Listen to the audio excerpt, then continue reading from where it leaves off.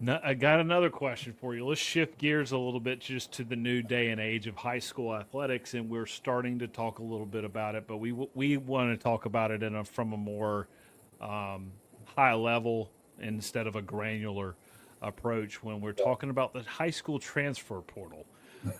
This is the first year of that, and I'm starting to see graphics and all that stuff that are popping out, but what is it like as an athletic director dealing with this transfer portal and this climate?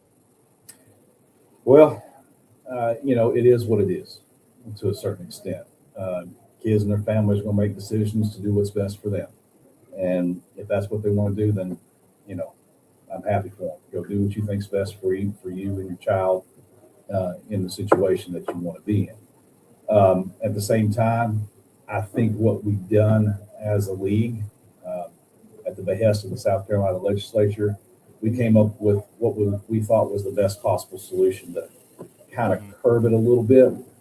Um, we didn't see many transfers in or out of jail, man, other than the typical 10 to 12 that we get at the beginning of the fall. Um, we're just now starting to look at who we have out for, lacrosse and soccer and all that. We'll figure out who the transfers are then that maybe came in the fall. But I think with what we did as far as, you got to transfer before the first day of official practice. If you don't, then, you can come in after that first official day, then, you're going to be penalized for that late transfer. And then Mm-hmm. if you transfer twice, there's that penalty of sitting out at least 30% of your games or uh, so many days, whichever is less. Mm-hmm. So, I think we did that, and then you add the senior transfer rules to it, and I think there's no perfect solution, but at the time, this is Right. probably the best solution we could have had. Well, I think there is a little bit of confusion out there, I guess, with the general population, and you kind of see some of that lack of clarity happening when some decisions are made.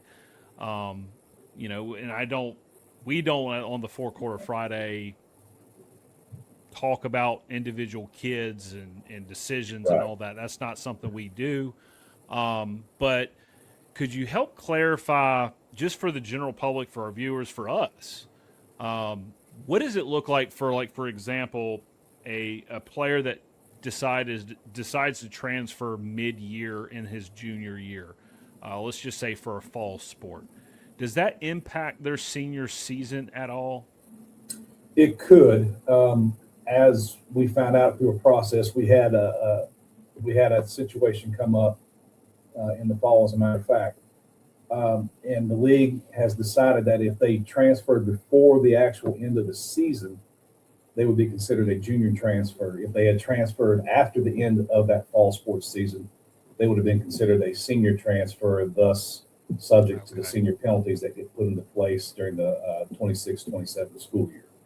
Okay. So, there's situations for every transfer, and it's really too deep to go into.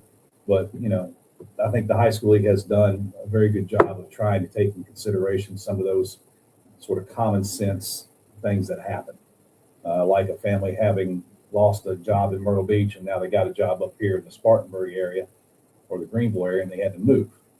Well, Hmm. that's the kid shouldn't be penalized because his family moved. So they look at the common sense stuff. Yeah, and that's kind of the old way of doing things too. Like, Mhm. for a legitimate transfer, there had to be Right, established change of address, and that stuff is still operating as usual, right? right.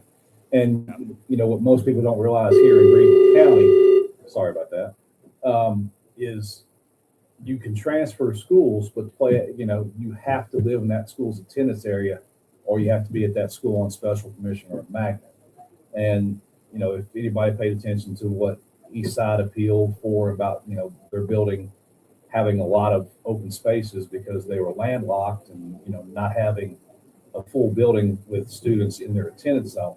The district will allow students that want to go to East Side, for whatever reason, be it academics, or not, they'll allow them to go to that school on special permission. If not, in Greenville County, everybody's got to be in that attendance zone to go to school. So essentially, our rules never really changed, even though the high school league changed that to where, you can go anywhere you want to. For, school choice purposes. Living for the glory of a four-quarter Friday.